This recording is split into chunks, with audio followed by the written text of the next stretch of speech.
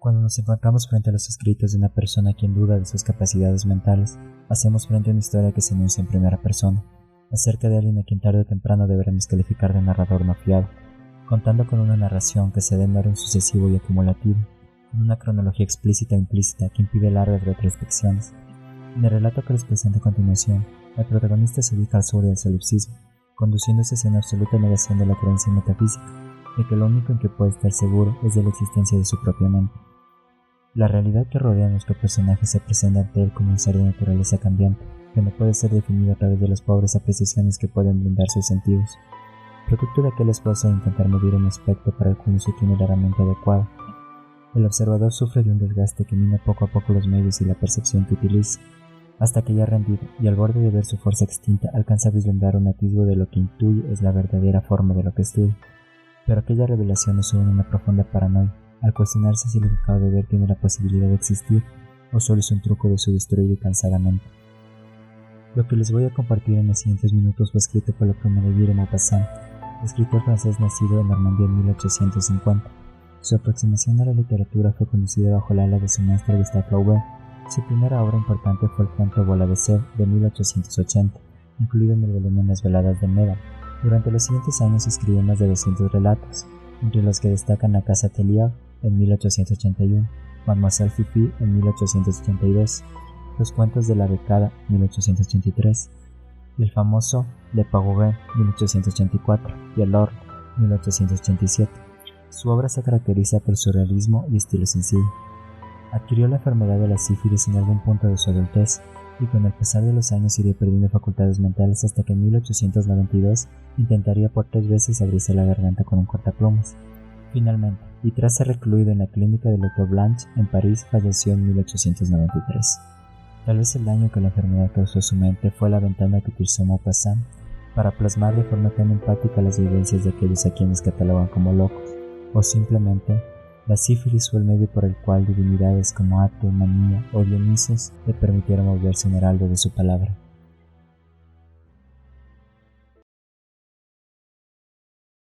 My mind makes noises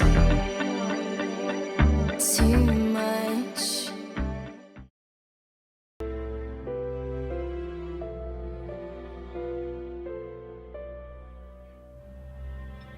Querido doctor, me pongo en sus manos. Haga usted de mí lo que guste. Voy a decirle con toda franqueza mi extraño estado de ánimo. Y juzgue si no sería mejor que cuidase de mí durante algún tiempo en una casa de salud, en vez de dejarme presa de las alucinaciones y sufrimientos que me atormentan. Esta es la historia larga y exacta de la singular enfermedad de mi alma. Vivía yo como todo el mundo, mirando la vida con los ojos abiertos y ciegos del hombre, sin sorprenderme ni comprender. Vivía como viven las bestias, como viven todos, cumpliendo todas las funciones de la existencia, analizando y creyendo ver, creyendo saber, creyendo conocer lo que me rodea, cuando un día me di cuenta que todo es falso. Fue una frase de Montesquieu la que súbitamente iluminó mi pensamiento. Es esta: ¿un órgano de más o de menos en nuestra máquina nos hubiera dado una inteligencia distinta? En una palabra, todas las leyes asentadas sobre el hecho de que nuestra máquina es de una determinada forma serían diferentes si nuestra máquina no fuera de esa forma. He pensado en esto durante meses y meses, y poco a poco ha penetrado en mí una extraña claridad, y esta claridad ha crecido, ahí en la oscuridad. En efecto, nuestros órganos son los únicos intermediarios entre el mundo exterior y nosotros, es decir, que el ser interior que constituye el yo se halla en contacto, mediante algunos hilillos nerviosos con el ser exterior que constituye el mundo. Pero además de que ese ser exterior se nos escapa por sus proporciones, su duración, sus propiedades innumerables e impenetrables, sus orígenes, su futuro o sus fines, sus formas lejanas y sus manifestaciones infinitas, nuestros órganos, sobre la parcela que de él podemos conocer, no nos suministra otra cosa que informes tan inseguros como poco numerosos. Inseguros, porque únicamente son las propiedades de nuestros órganos las que determinan para nosotros las propiedades aparentes de la materia. Poco numerosos, porque al no ser nuestros sentidos más que 5, el campo de sus investigaciones y la naturaleza de sus revelaciones se hallan necesariamente muy restringidos. ¿Me explico? La vista nos indica las dimensiones, las formas y los colores. Nos engañan en sus 3 puntos. no puede revelarnos otra cosa que los objetos y seres de dimensión media, proporciones a la estatura humana, lo cual nos lleva a aplicar la palabra grande a determinadas cosas y la palabra pequeña a otras, solo porque su debilidad no le permite conocer lo que es demasiado vasto o demasiado menudo para él. De ahí resulta que no se sabe ni se ve casi nada, que el universo casi entero le queda oculto, la estrella que habita el espacio y el animálculo que habita la gota de agua. Incluso aunque tuviera 100 millones de veces su potencia normal, aunque viese en el aire que respiramos todas las especies de seres invisibles, así como las habitantes de los planetas próximos, todavía quedarían numerosos infinitos de especies de animales más pequeños y mundos, tan lejanos que jamás alcanzaría. Así pues, todas nuestras ideas de proporción son falsas, porque no hay límite posible en la magnitud ni en la pequeñez. Nuestra apreciación sobre las dimensiones y las formas no tiene ningún absoluto al venir determinado únicamente por la potencia de un órgano y por una comparación constante con nosotros mismos. Hemos de añadir que la vista todavía es incapaz de ver lo transparente. Un cristal sin defecto la engaña, lo confunde con el aire que tampoco ve. Pasemos al color. El color existe porque nuestra vista está hecha de modo que transmite al cerebro, en forma de color, las diversas formas en que los cuerpos absorben y descomponen, siguiendo su constitución química, los rayos luminosos que dan en ellos. Todas las proporciones de esta absorción y de esta descomposición constituyen matices. Así pues, este órgano impone a la inteligencia su modo de ver, mejor dicho, su forma arbitraria de constatar las dimensiones y de apreciar las relaciones de la luz y la materia. Analicemos el oído. Somos juguetes y víctimas, más todavía que en el caso de la vista, de ese órgano fantasioso. Los cuerpos al chocar producen cierta vibración de la atmósfera. Ese movimiento es estremecerse en nuestra oreja cierta pielecilla que trueca inmediatamente en ruido, lo que en realidad no es otra cosa que una vibración. La naturaleza es muda, pero el tímpano posee la propiedad milagrosa de transmitirnos de forma de sentidos y de sentidos diferentes según el número de vibraciones, todos los estremecimientos de las ondas invisibles del espacio. Esa metamorfosis realizada por el nervio auditivo en el breve trayecto de la oreja al cerebro nos ha permitido crear un arte extraño, la música, la más poética y precisa de las artes, vaga como un sueño y exacta como el álgebra. ¿Qué decir del gusto y del olfato? ¿Conoceríamos los perfumes y la calidad de los alimentos sin las propiedades peregrinas de nuestra nariz y nuestro paladar? Sin embargo, la humanidad podría existir sin oído, sin gusto y sin olfato, es decir, sin ninguna noción del ruido, del sabor y del olor. Así pues, si tuviéramos algunos órganos menos, desconoceríamos cosas admirables y singulares, pero si tuviéramos algunos más, descubriríamos a nuestro alrededor una infinidad de otras cosas que nunca supondremos por falta de medio para constatarlas. Por lo tanto, nos equivocamos cuando juzgamos lo conocido y estamos rodeados de desconocido inexplorado. Por lo tanto, todo es inseguro y puede apreciarse de diferentes maneras. Todo es falso, todo es posible, todo es dudoso. Formulemos esta certidumbre sirviéndonos del viejo proverbio: verdad a este lado de los Pirineos, error al otro lado. Y decimos, verdad en nuestro órgano, error en el de al lado. 2 y 2 no deben de ser 4 fuera de nuestra atmósfera. Verdad en la Tierra, error más lejos, de donde deduzco que los misterios vislumbrados como la electricidad, el sueño hipnótico, la transmisión de la voluntad, la sugestión y todos los fenómenos magnéticos solo siguen ocultos para nosotros porque la naturaleza no nos ha proporcionado el órgano o los órganos necesarios para comprenderlos.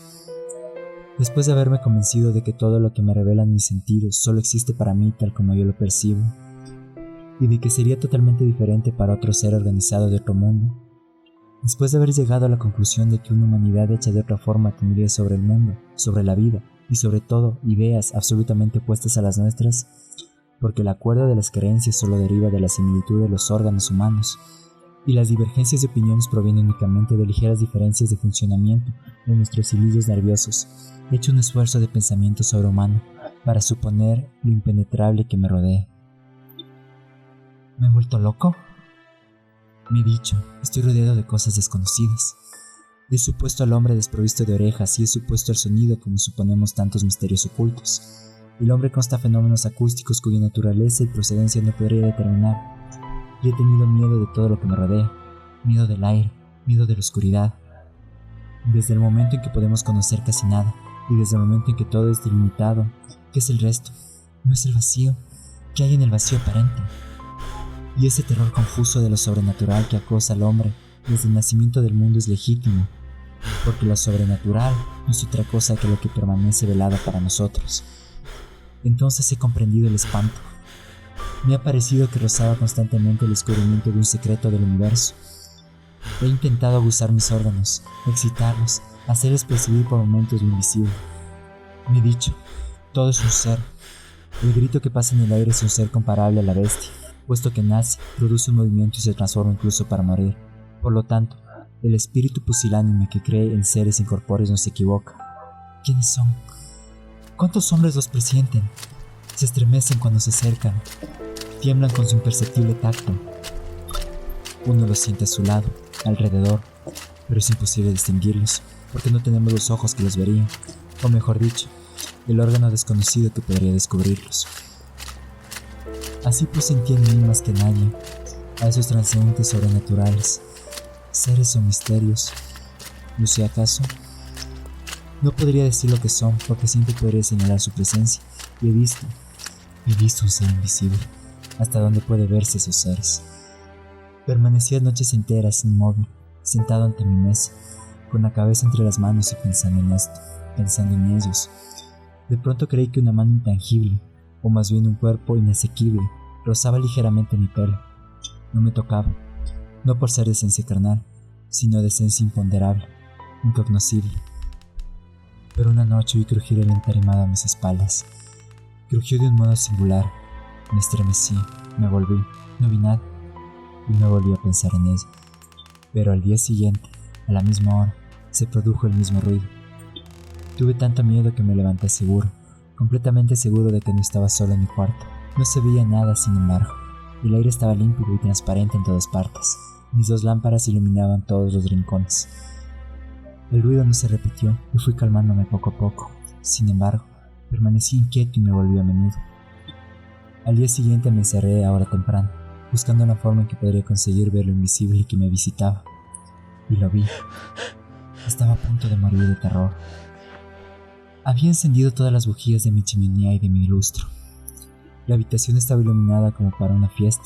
Sobre la mesa ardían mis 2 lámparas. Frente a mí, la cama, una vieja cama de roble con columnas. A la derecha, mi chimenea. A la izquierda, la puerta, con el cerrojo echado. A mi espalda, un grandísimo armario de luna. Me miré en él. Tenía unos ojos extraños y las pupilas muy dilatadas. Luego me senté como todos los días. La víspera y la antevíspera el ruido se había producido a las 9:22. Esperé. Cuando llegó el momento preciso percibí una sensación indescriptible, como si un fluido irresistible hubiera penetrado en mí por todas las parcelas de mi carne, sumiendo mi alma en un espanto atroz, y se produjo el crujido justo a mi lado. Me incorporé volviéndome tan deprisa que estuve a punto de caerme. Se veía como en pleno día, pero yo no me vi en el espejo. Estaba vacío, lleno de luz. Yo no estaba dentro, y sin embargo me hallaba al frente. Lo miré con ojos enloquecidos. No me atreví a avanzar a él, sintiendo que entre nosotros se interponía él, lo invisible, y que me tapaba. ¡Qué miedo pasé! Y aquí que empecé a verlo envuelto en bruma en el fondo del espejo, en una bruma como a través del agua, y me parecía que aquella agua fluía de izquierda a derecha, lentamente, volviéndose más preciso segundo a segundo. Era como el final de un eclipse. Lo que me tapaba no tenía contornos, sino una especie de transparencia opaca que iba aclarándose poco a poco. Y finalmente pude verme con claridad, como hago todos los días cuando me miro. Lo había visto, y no he vuelto a verlo. Pero lo espero sin cesar, y siento que mi cabeza se extravía en esa espera. Permanezco horas, noches, días y semanas delante del espejo esperándolo. Ya no viene. He comprendido que yo lo había visto, mas yo sé que lo esperaré siempre, hasta la muerte, que lo esperaré sin descanso delante de ese espejo, como un cazador al acecho. Y en ese espejo empiezo a ver imágenes locas, monstruos, cadáveres horribles, toda clase de bestias espantosas, de seres atroces, todas las visiones inverosímiles que deben acosar la mente de los locos. Esta es mi confesión, querido doctor. Dígame qué debo hacer.